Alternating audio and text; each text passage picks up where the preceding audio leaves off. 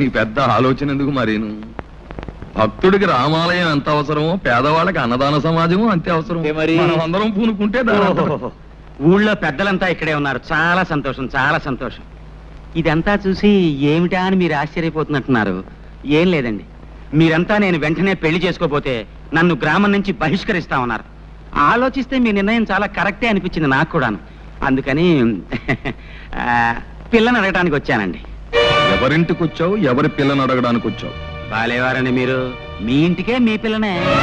పిచ్చి కృష్ణ, ఒళ్ళు దగ్గర పెట్టుకునే మాట్లాడుతున్నావా? చూడండి, నేను చాలా పెద్ద మనిషిలాగా తెల్లలాల్చి తెల్ల పైజమా వేసుకుని వస్తే పిచ్చి కృష్ణ పుచ్చు కృష్ణ అంటే తప్పు. నోర్మై, ఈ ఇంటికొచ్చి పిల్లని అడగడానికి ఎంత ధైర్యం రా నీకు?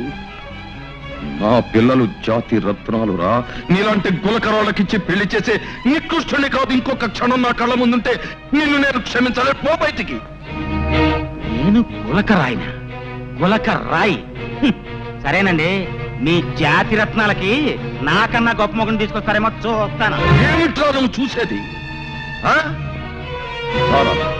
సమయానికి వచ్చి ఏమిటి మావయ్య? ఏం లేదు. ఏమిట్రా నువ్వు కూర్చావు? నీకంటే గొప్ప సంబంధాన్ని నేను తీసుకురాలేనను కదూ అన్నావు. ఇలా చూడు, ఊరందరి చేత మెచ్చుకోబడే గుణవంతుడు బుద్ధిమంతుడు అయిన రాంబాబు నాకు మేనల్లుడే కాదు, ఈ ఇంటికి కాబోయే అల్లుడు కూడా.